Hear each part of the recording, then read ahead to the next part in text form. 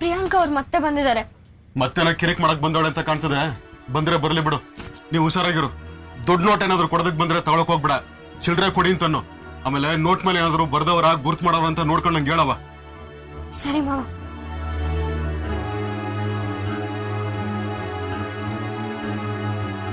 Ticket ಎಲ್ಲಿ ಕೊಡ್ಲಿ? Last stop ಕೊಡು. ಲಾಸ್ಟ್ ಸ್ಟಾಪ್ ಬರೋ ಹೊತ್ತಿಗೆ ನಿನ್ ಪರಿಸ್ಥಿತಿ ಏನಾಗಿರುತ್ತೆ ಅಂತ ನೋಡ್ಬೇಕಲ್ಲ. ಹಾ, 1000 ರೂಪಾಯಿ ನೋಟ್ ಕೊಡ್ತೀನಿ ಅಂತ ಗಾಬರಿ ಆಗ್ಬೇಡ. ಈಗ ನಿನ್ ವ್ಯಾಲ್ಯೂ ಡೌನ್ ಆಗೋಗಿದೆ.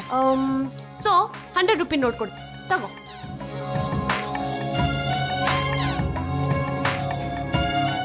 ಹೇ, ಏನ್ ಹಾಗೆ ನೋಡ್ತಿದ್ಯಾ? ಖೋಟಾ ನೋಟ್ ಅಲ್ಲ, ಅವತ್ 1000 ರೂಪಾಯಿಗೆ ನೀನ್ ಚೇಂಜ್ ಕೊಟ್ಟಿದ್ದಲ್ಲ, ಅದೇ ನೋಟ್ ಅದು.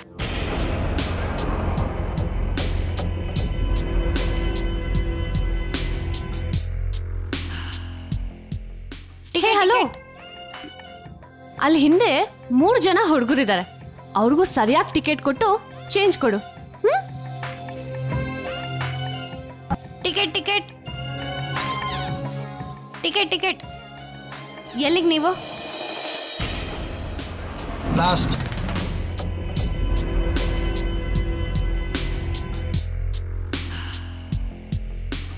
ತಗೊಳ್ಳಿ. ನೀವೆಲ್ಲಿಗೆ? ಲಾಸ್ಟ್ ಸ್ಟಾಪ್ ಕೊಡಿ. ತಗೊಳ್ಳಿ. ನೀವು? Last stop. ಟಿಕೆಟ್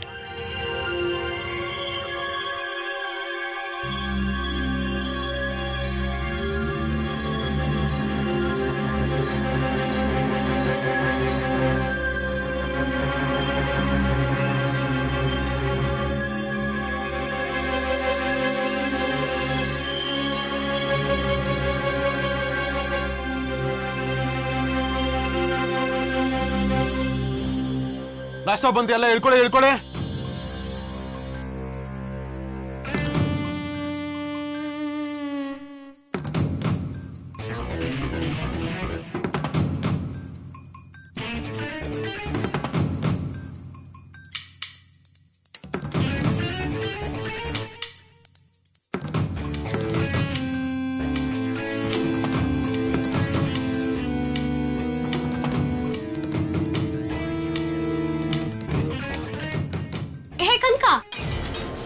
ಏನೂ ನಡೆದಿಲ್ಲ, ನಾನ್ ಗೆದ್ಬಿಟ್ಟೆ ಅಂತ ಖುಷಿಯಾಗಿದ್ಯಾ? ಏನೂ ನಡೆದಿಲ್ಲ, ಆದ್ರೆ 1.5 ಗಂಟೆ ನೀನ್ ಟೆನ್ಷನ್ ಅಲ್ಲಿದೆ. ನಿಮ್ ಚೆಲ್ವ ಮಾವ ಮುಳ್ಳಿನ ತುದಿ ಮೇಲೆ ಕೂತಿರೋ ತರ ಚಡ್ಪಡಿಸ್ತಿದ್ರು.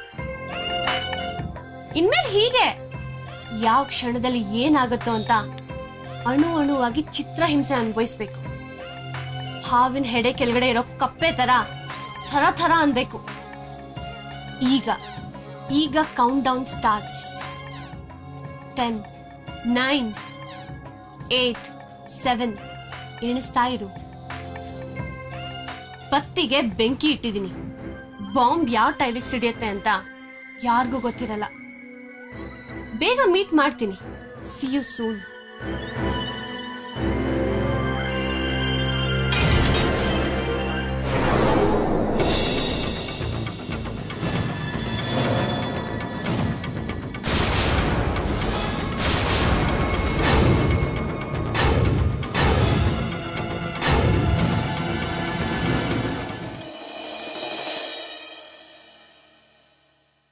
Good morning madam.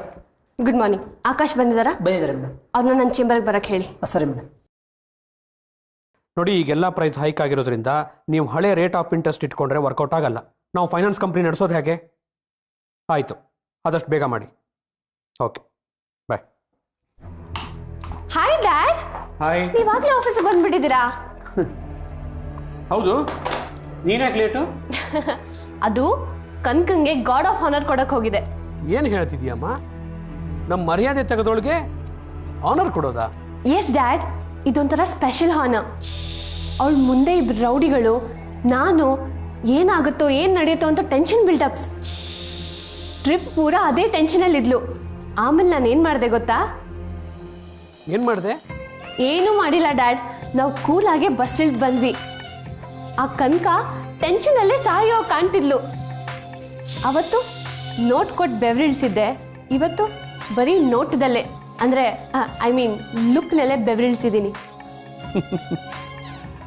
ಓಹೋ, ಇದೊಂಥರ ಸೈಲೆಂಟ್ ಕಿಲಿಂಗ್. ಬ್ರಿಲಿಯಂಟ್ ಆಗಿದೆ. ಅರೇ ಆಕಾಶ್, ಯಾಕೆ ಅಲ್ಲೇ ನಿಂತಿದ್ಯಾ? ಬಾ ಒಳಗೆ.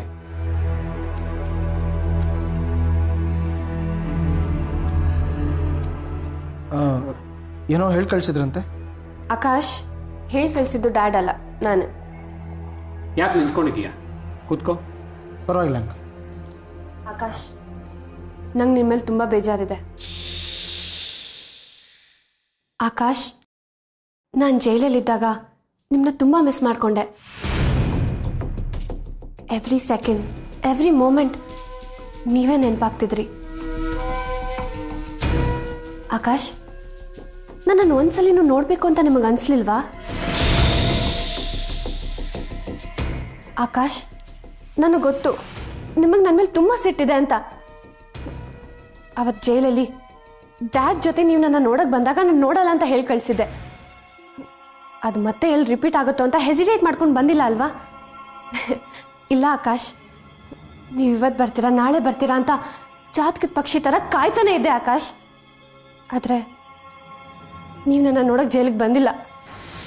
ಜೈಲಿಂದ ರಿಲೀಸ್ ಆದಮೇಲೆ ನನ್ನನ್ನು ರಿಸೀವ್ ಮಾಡೋಕ್ಕೆ ಕೂಡ ಬಂದಿಲ್ಲ ನೀವು. ಅಟ್ಲೀಸ್ಟ್ ಒಂದು ಫೋನ್ ಕಾಲ್ ಮಾಡಿ ನನ್ನ ಬಗ್ಗೆ ವಿಚಾರಿಸೂ ಇಲ್ಲ. ನನಗೆಷ್ಟು ಹರ್ಟ್ ಆಯಿತು ಗೊತ್ತಾ? ಯಾಕೆ ಹೀಗೆ ಮಾಡಿದ್ರಿ ಆಕಾಶ್? ಅಲ್ಲ ಪ್ರಿಯಾ, ಹೇಗೆ ಬರ್ತಾನೆ ಹೇಳು? ಇಷ್ಟರಲ್ಲೇ ನೀನು ಮದುವೆ ಆಗೋನು, ಜೈಲಲ್ಲಿ ನಿನ್ನನ್ನು ಅಂಥ ಪರಿಸ್ಥಿತಿಯಲ್ಲಿ ನೋಡೋಕ್ಕೆ ಅವನಿಂದ ಹೇಗೆ ಸಾಧ್ಯ ಹೇಳು? ಅದಕ್ಕೆ ಬಂದಿಲ್ಲ ಅಲ್ವಾ ಆಕಾಶ್? ಆಕಾಶ್, ಹೀಗೆ ಹೇಳ್ತೀನಿ ಅಂತ ಪ್ಲೀಸ್ ಬೇಜಾರು ಮಾಡ್ಕೋಬೇಡಿ. ನನ್ನ ಲೈಫಲ್ಲಿ ನಾನೇನೇ ಇಷ್ಟಪಟ್ಟರು ಅದನ್ನ ಹುಡ್ಕೊಂಡು ಬರಬೇಕು. That's what I like. ನನಗೆ ಹಳೆ ಪ್ರಿಯ ಅಲ್ಲ ಆಕಾಶ್. ಪ್ಲೀಸ್ ಅರ್ಥ ಮಾಡ್ಕೊಳ್ಳಿ. Try to understand Akash.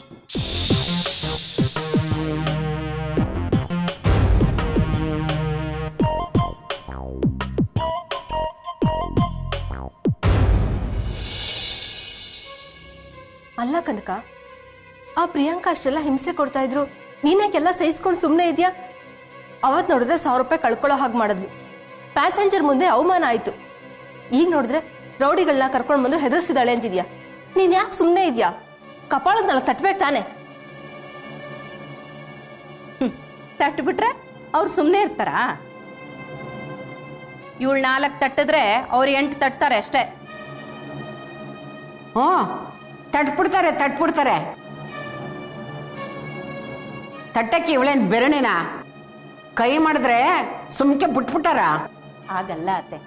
ಆ ಪ್ರಿಯ ಯಾಕೆ ಕಾಟ ಕೊಡ್ತಾ ಇದ್ದಾಳೆ ಹೇಳಿ? ಇವರಿಬ್ರು ಸೇರ್ಕೊಂಡು ಅವಳನ್ನ ಜೈಲಿಗೆ ಹಾಕಿದ್ದಕ್ಕೆ ತಾನೆ.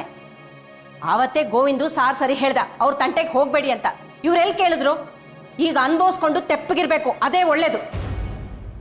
ಇದೊಂಥರ ಚಂಡಿ ಕತೆ. ನಮ್ಮನೆ ಥರನೇ. ಏತಿ ಅಂದರೆ ಪೇತಿ ಅನ್ನೋರು ಮನೆಗೊಬ್ರು ಇರ್ತಾರೆ ಬಿಡು. ಆ ಪ್ರಿಯಾಂಕನೂ ಹಾಗೆ. ನಾವು ಸುಮ್ಮನಿದ್ದಷ್ಟು ನಮ್ಮನ್ನು ತುಳಿತಾನೆ ಇರ್ತಾಳೆ. ಯಾವಾಗ ನಾವು ತಿರುಗಿ ಬೀಳ್ತೀವಿ ಅಂತ ಗೊತ್ತಾಗುತ್ತೋ ಆವಾಗ ಅವಳು ಸುಮ್ಮನಾಗ್ಬೋದು. ಹ್ಞೂ ಕಣಮ್ಮಿ, ಅವ್ರಿಗೆ ಭಯ ಪಟ್ಕೊಳ್ಳೋ ಅಂಥದ್ದು ಏನೈತೆ? ಅವ್ರೇನು ಅನ್ನ ಬಟ್ಟೆ ಹಾಕಿ ಸಾಕವ್ರ? ಇನ್ನೊಂದಪ್ಪ ಕೈ ಮಾಡಿದ್ರೆ ಅಲ್ಲೂ ಉದುರಿಸ್ಬಿಡ್ತೀನಿ ಅಂತ ಹೇಳ್ಬಿಡು. ಆ ಚೆಲ್ವ ಏನು ಮಾಡ್ತಿರ್ತಾನೆ? ಇದನ್ನೆಲ್ಲ ನೋಡ್ಕೊಂಡು ತಮಾಷೆ ನೋಡ್ತಾನಾ? ಹಾಗಲ್ಲ ಅಜ್ಜಿ, ಚಲ್ವ ಮಾವಂಗ್ ಪಾಪ ಯಾವಾಗಲೂ ನಂದೇ ಯೋಚನೆ. ಅವರೇನು ಹೊಡೆದಾಟಕ್ಕೂ ನಿಂತ್ಕೊಂಡ್ಬಿಡ್ತಾರೆ. ಆದರೆ ಇದರಿಂದ ತೊಂದರೆ ಆಗೋದು ನನಗೆ ಅಲ್ವಾ ಅಜ್ಜಿ? ಅದಕ್ಕೆ ಎಲ್ಲ ಸಹಿಸ್ಕೊಂಡು ಮೌನವಾಗಿದ್ದಾರೆ. ಹೌದೌದು, ಅವ್ರು ಕೊಡ್ತಾ ಇರೋ ಕುಮ್ಮಕ್ಕಿಂದ ತಾನೇ ಇವಳು ಮೋಹನ್ ರಾವ್ ಮನೆಯವ್ರನ್ನ ಎದುರು ಹಾಕೊಂಡಿರೋದು. ಈಗ್ಲಾದ್ರೂ ತೆಪ್ಪಗಿರೋ, ಎಲ್ಲ ತಾನಾಗೆ ಸರಿ ಹೋಗುತ್ತೆ. ಎಲ್ಲಿ ತನಕ ಅತ್ತೆ? ಹೆದರ್ಕೊಳ್ಳಿದ್ದಾರೆ ಅಂತ ಗೊತ್ತಾದ್ರೆ ಮನೇಲಿ ಅಮ್ಮನ ಸೆರಿಗೆ ಇಟ್ಕೊಂಡು ಓಡಾಡ್ತಾರಲ್ಲ, ಅವರುಗಳೆಲ್ಲ ಟೆರರಿಸ್ಟ್ಗಳಾಗ್ಬಿಡ್ತಾರೆ. ಇಂಥವ್ರನ್ನೆಲ್ಲ ಸುಮ್ಮನೆ ಬಿಡಬಾರ್ದು. ಅದಕ್ಕೆ ಅಮ್ಮ ಹೇಳ್ತಾರೋದು ಸರಿ, ಅದೆಲ್ಲ ಬೇಡ ಬಿಡಿ. ಸುಮ್ಮನೆ ಇಲ್ಲಿದ್ದು ರಂಪ ಆಗತ್ತೆ. ನಾವು ಪ್ರಚೋದಿಸಿದಷ್ಟು ಅವ್ರು ಇನ್ನೂ ಕಿರುಕುಳ ಕೊಡ್ತಾರೆ. ಯಾಕೆ ಬೇಕು ಹೇಳಿ? ನಮ್ಮ ಪಾಡಿಗೆ ನಾವು ಇದ್ರಾಯ್ತು, ಅವ್ರಾಗ ಅವರೇ ಸುಮ್ಮನಾಗ್ತಾರೆ. ಕನಕ, ನೀನ್ ಹೀಗಿದ್ದವಳಲ್ಲ. IPS ಓದಿ ಪೊಲೀಸ್ ಆಫೀಸರ್ ಆಗ್ಬೇಕು ಅಂತಿದ್ದವಳು. ಆ ಧೈರ್ಯ ಎದಿಗಾರಿಕೆ ಎಲ್ಲ ಎಲ್ಲಿ ಹೋಯ್ತೇಳು? ನೀನ್ ಎಷ್ಟೊಂದು ಹೆದರ್ಕೊಂಡಿದ್ರೆ ಪೊಲೀಸ್ ಆಫೀಸರ್ ಹೇಗಾಗ್ತೀಯಾ? ಅದೆಲ್ಲ ಆಗದ್ ಹೋಗೋದ್ ಮಾತು ಬಿಡಿ. ಅದಕ್ಕೆ ನಾನು ನಿಮ್ಮ ಬಲ್ವಂತ ಗೊತ್ತಾ ಇದ್ದೀನಿ. ಈಗಿರೋ ಪರಿಸ್ಥಿತಿಲಿ ನನಗೆ ಯಾವ ಆಫೀಸರ್ ಆಗೋ ಆಸೆನೂ ಇಲ್ಲ, ಆ ನಂಬಿಕೆನೂ ಇಲ್ಲ. ಏನ್ ಹೇಳ್ತಿದ್ಯಾ ಕನಕ? ನೋಡು, ನೀನ್ ಹೀಗೆಲ್ಲ ಉತ್ಸಾಹ ಕಳ್ಕೋಬಾರ್ದು. ಮಾವನ ಆಸೆ, ನಿನ್ ಕನ್ಸು, ಇದೆರಡನ್ನೂ ನೀನೇ ನನಸು ಮಾಡ್ಬೇಕು. ಯಾವುದೇ ಕಾರಣಕ್ಕೂ ಇಟ್ಟ ಹೆಜ್ಜೆಯಿಂದ ಹಿಂದೆ ಬರಬಾರ್ದಮ್ಮ. ನಂಬಿಕೆ ಕಳ್ಕೋಬೇಡ. ಅದಕ್ಕೆ ಆಸೆಗಿಂತ ಜವಾಬ್ದಾರಿ ಮುಖ್ಯ. ಆಸೆ ಕನಸು ಅಂತ ಹೋಗಿ ಎಲ್ಲರನ್ನೂ ಬೀದಿಗೆ ತಂದು ನಿಲ್ಸೋದು ಸ್ವಾರ್ಥ ಅಲ್ವಾ? ಕನಕ, ನೀನು ಪುಟ್ಟ ಹುಡುಗಿ. ನಿನಗಿರೋ ವಿವೇಕ ಈ ಮನೆ ಜನಕ್ಕಿಲ್ವಲ್ಲ. ನೀನು ಈ ಮನೆಗೆ ದುಡಿಬೇಕು, ನಮ್ಮನ್ನೆಲ್ಲ ಸಾಕ್ಬೇಕು ಅಂತ ತಾನೆ ಇದನ್ನೆಲ್ಲ ಸಹಿಸ್ಕೋತಾ ಇರೋದು.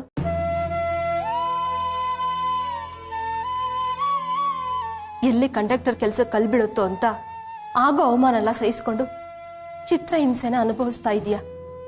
ಅದಕ್ಕೆ ನಿನ್ನ ಎದೆಗಾರಿಕೆ, ಸ್ವಾಭಿಮಾನನೆಲ್ಲ ಅದುಮಿಟ್ಕೊಂಡಿದ್ಯಾ. ಕಷ್ಟಪಟ್ಟು ಬೆವರು ಸುರಿಸಿ ದುಡಿತಾ ಇರೋದು ನೀನು. ಕೆಲಸ ಇಲ್ಲ, ಕಾರ್ಯ ಇಲ್ಲ. ಈ ಮನೆ ಮಗ ಉಂಡಾಡಿ ಗುಂಡನ್ ತರ ಓಡಾಡ್ಕೊಂಡಿದ್ದಾನೆ. ಬುದ್ಧಿ ಹೇಳೋ ಅಮ್ಮನೆ ಸುಮ್ಮನಿದಾರಲ್ಲ. ಲಕ್ಷ್ಮಿ, ಸುಮ್ನೆ ಗೋವಿಂದ ಬಗ್ಗೆ ಕೆಟ್ಟದಾಗ ಮಾತಾಡ್ಬೇಡ. ಅವನೇನ್ ಸುಮ್ನೆ ಕೂತಿಲ್ಲ, ಅವನ್ ದುಡಿಮೆ ಅವನ್ ಮಾಡ್ತಿದ್ದಾನೆ. ಅತ್ತೆ, ಅದು ದುಡಿಮೆ ಅಲ್ಲ, ಯಾರೋ ಮಾಡಿಟ್ಟಿರೋ ದುಡ್ಡನ್ನ ಕರಗಿಸೋದು. ಕನಕ ಮಾಡ್ತಿದ್ದಾಳಲ್ಲ, ಅದು ದುಡಿಮೆ ಅಂದ್ರೆ.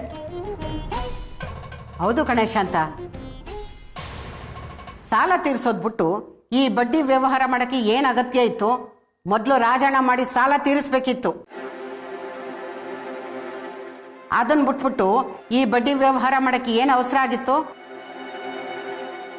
ನಂಗೂ ಇದ್ಯಾಕೋ ಸರಿ ಕಾಣ್ತಿಲ್ಲ. ನೀನು ಅವನ್ನ ತಲೆ ಮೇಲೆ ಕೂಡಿಸ್ಕೊಂಡು ಹಾಳು ಮಾಡ್ತಿದ್ಯಾ ಅಷ್ಟೇ. ಅದು ಈಗ ಗೊತ್ತಾಗಲ್ಲ. ಎಲ್ಲರಲ್ಲೂ ಸ್ವಾರ್ಥ ಅನ್ನೋ ಆಸಿಡ್ ತುಂಬಿ ತುಳುಕ್ತಾ ಇದೆ. ಅದು ಅವ್ರನ್ನ ಸುಟ್ಟಾಗ್ಲೇ ಗೊತ್ತಾಗೋದು. ಹೋಗ್ಲಿ ಬಿಡಿ. ಅದಕ್ಕೆ ಅಣ್ಣನೂ ದುಡಿಮೆ ಅಂತ ಏನೋ ಮಾಡ್ತಿದ್ದಾನೆ, ನಾವ್ಯಾಕೆ ಅವನಿಗೆ ಡಿಸ್ಕರೇಜ್ ಮಾಡಬೇಕು? ನಾನು ಈ ಮನೆ ಮಗಳು, ಈ ಮನೆ ಜವಾಬ್ದಾರಿ ಹೊರೋದ್ರಲ್ಲಿ ತಪ್ಪೇನಿದೆ? ಮನೆ ಮಗಳು ಯಾರು, ಮನೆ ಮುಳುಗ್ಸೋರು ಯಾರು ಅನ್ನೋ ವಿವೇಕ ಈ ಮನೇಲಿ ಯಾರಿಗಿದೆ? ಕನಕ, ನಿನ್ನ ನೋಡಿದ್ರೆ ಅಯ್ಯೋ ಅನ್ಸತ್ತೆ. ಸುಮ್ಮನೆ ಮಾತಾಡಿ ಏನ್ ಪ್ರಯೋಜನ? ಬಾ ಹೋಗೋಣ.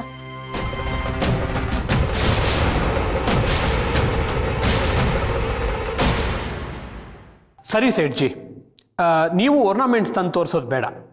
ಹೊಸ ಡಿಸೈನ್ ಅಂದ್ರಲ್ಲ, ನಾನು ನನ್ನ ಹೆಂಡ್ತಿನ ಮಧ್ಯಾಹ್ನನೇ ಕರ್ಕೊಂಡು ಬಂದ್ಬಿಡ್ತೀನಿ, ಅಲ್ಲೇ ನೋಡ್ತೀವಿ. ಹಾಗೆ ಲೇಟೆಸ್ಟ್ ಜ್ಯುವೆಲರೀಸ್ ಏನೇನು ಬಂದಿದೆಯೋ ಅದನ್ನೆಲ್ಲ ತೋರಿಸ್ಬಿಡಿ, ಅಲ್ಲೇ ಪರ್ಚೇಸ್ ಮಾಡಿಬಿಡ್ತೀನಿ. ಯಾಕಂದರೆ ಹೆಚ್ಚಿಗೆ ಟೈಮ್ ಇಲ್ಲ. ಸರಿ ಸೇಠ್ಜಿ, ನಾನು ಮೀನಾಕ್ಷಿ ಸೇರಿ ಮಧ್ಯಾಹ್ನನೇ ಬಂದ್ಬಿಡ್ತೀವಿ, ಆಯಿತಾ? ಓಕೆ. ಮೀನಾಕ್ಷಿ,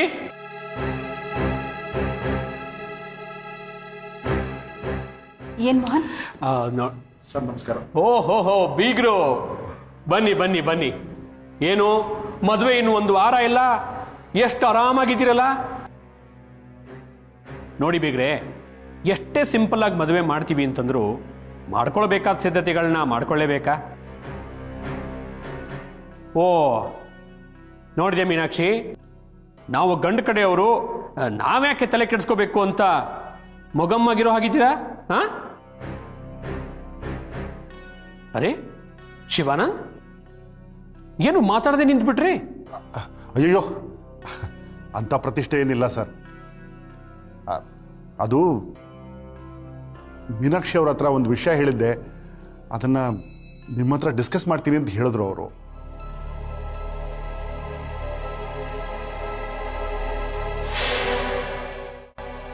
ಏನು ಮೀನಾಕ್ಷಿ, ಬೀಗರ್ದು ಬೇರೆ ಏನಾದರೂ ಸ್ಪೆಷಲ್ ಡಿಮಾಂಡ್ ಇತ್ತಾ?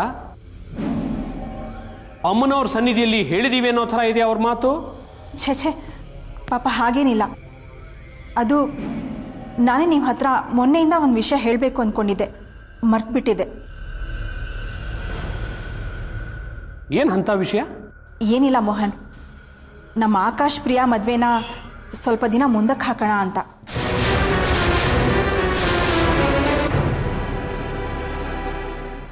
ಮೀನಾಕ್ಷಿ, ಏನು ಹೇಳ್ತಿದೀಯಾ? ಹೌದು ಮೋಹನ್, ನಮ್ಮ ಪ್ರಿಯಾ ಮದುವೆ ಪ್ರಸ್ತಾಪ ಆದಾಗೆಲ್ಲ ಏನಾದರೂ ಒಂದು ವಿಘ್ನ ಬರ್ತಾನೆ ಇತ್ತು. ಅದಕ್ಕೆ ಶಿವಾನಂದ್ ಅವರು ಇಬ್ರು ಜಾತಕನೂ ಯಾವುದೋ ಜ್ಯೋತಿಷಿಗೆ ತೋರಿಸಿದ್ರಂತೆ. ಆ್ಯಕ್ಚುಲಿ ನಮ್ಮ ಆಕಾಶ್ಗೆ ಇನ್ನೂ 3 ತಿಂಗಳು ಗುರುಬಲನೇ ಇಲ್ವಂತೆ. ಅದಕ್ಕೆ ಮದುವೆ ಮುಂದಕ್ಕೆ ಹಾಕೋಣ ಅಂತ ಶಿವಾನಂದ್ ಅವ್ರು ಹೇಳಿದ್ರು. ಏನ್ರಿ ಶಿವಾನಂದ್, ವಾಟ್ ವಾಸ್ ದಿಸ್?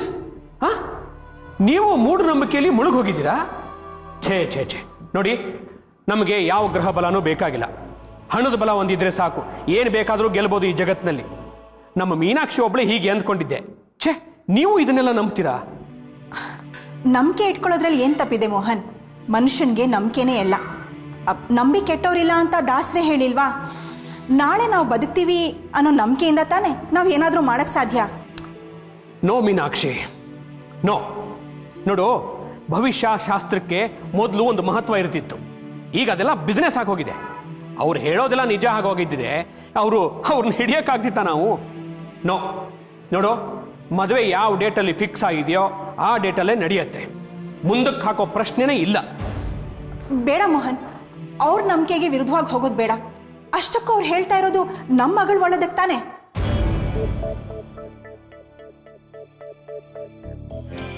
ಅಲ್ಲ ಮೀನಾ, ಸೋಲಾರ್ ಸಿಸ್ಟಮ್ ಗ್ರಹಗಳನ್ನೇ ಎಕ್ಸ್ಪ್ಲೋರ್ ಮಾಡ್ತಿದ್ದಾರೆ. ಮಂಗಳನೇ ಕ್ಯೂರಿಯಾಸಿಟಿಯಿಂದ ಅಗೀತಾ ಇದ್ದಾರೆ. ಅಂಥದ್ರಲ್ಲಿ ನೀವಿನ್ನೂ ರಾಹು ಕೇತು ಅಂತ ಗ್ರಹಗಳನ್ನೆಲ್ಲ ತಲೆ ಮೇಲೆ ಎಳ್ಕೊಂಡು ಒದ್ದಾಡ್ತಿದ್ದೀರಲ್ಲ. ಮೋಹನ್, ನಾವು ಯಾವುದನ್ನು ನಂಬದೇ ಇರಬಹುದು, ಆದರೆ ಕೆಲವು ಸಲ ಬೇರೆಯವ್ರ ನಂಬಿಕೆಗಳಿಗೆ ಮಹತ್ವ ಕೊಡಬೇಕಾಗತ್ತೆ.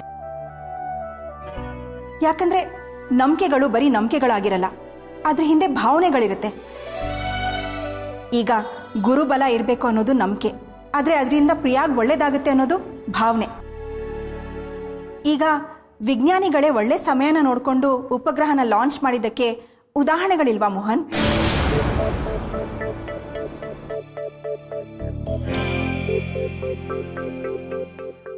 ಸರಿ ಮೀನಾಕ್ಷಿ, ನನಗೆ ಇವೆಲ್ಲ ಅರ್ಥ ಆಗಲ್ಲ.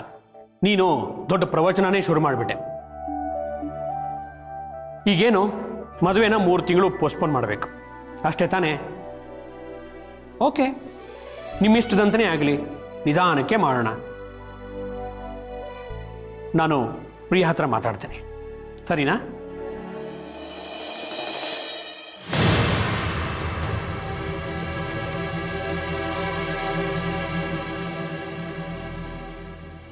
ಸದ್ಯ ಸಮಯಕ್ಕೆ ಸರಿಯಾಗಿ ಏನೋ ಒಂದು ನೆಪ ಹೇಳಿ ನನ್ನನ್ನು ಈ ಇಕ್ಕಟ್ಟಿಂದ ಪಾರು ಮಾಡಿಬಿಟ್ರಿ. ತುಂಬ ಥ್ಯಾಂಕ್ಸ್ ಮೀನಾಕ್ಷಿ ಅವರೇ. ಇಷ್ಟಕ್ಕೆಲ್ಲ ಥ್ಯಾಂಕ್ಸ್ ಯಾಕೆ ಶಿವಾನಂದ್ ಅವರೇ? ಇದರಲ್ಲಿ ನನ್ನ ಸ್ವಾರ್ಥನೂ ಇದೆ. ಅಟ್ಲೀಸ್ಟ್ ಈ 3 ತಿಂಗಳಲ್ಲಾದರೂ ಆಕಾಶ್ ನಮ್ಮ ಪ್ರಿಯಾನ ಮದುವೆ ಆಗೋದಕ್ಕೆ ಒಪ್ಕೋತಾನ ಅಂತ ಒಂದು ಸಣ್ಣ ಆಸೆ, ಒಂದು ಭರವಸೆ. ಅದಕ್ಕೋಸ್ಕರನೇ ನಾನು ಈ ಸುಳ್ಳು ಹೇಳಿದೆ. ಈಗ ಸ್ವಲ್ಪ ಬ್ರೀತಿಂಗ್ ಟೈಮ್ ಸಿಕ್ತು. ನೀವೇನು ಚಿಂತೆ ಮಾಡಬೇಡಿ, ನನ್ನ ಆಕಾಶನ ಕನ್ವಿನ್ಸ್ ಮಾಡೋದಕ್ಕೆ ಟ್ರೈ ಮಾಡ್ತೀನಿ. ನಾನೇನು ಬರ್ತೀನಿ.